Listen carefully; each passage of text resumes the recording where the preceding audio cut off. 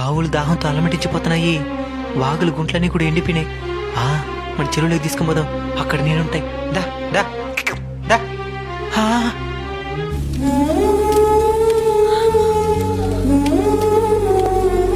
ఏం మామ ఎక్కడ తీసుకొచ్చిన ఆవునా? దాహంతో అలమటిస్తున్నాయిరా, నీళ్లు తాపిద్దామని తీసుకొని వచ్చిన. ఇక్కడికి వస్తే చెరువే ఎండిపోయి ఉంది. చెరువు ఎండిపోయి వారం అవుతున్నది మామ.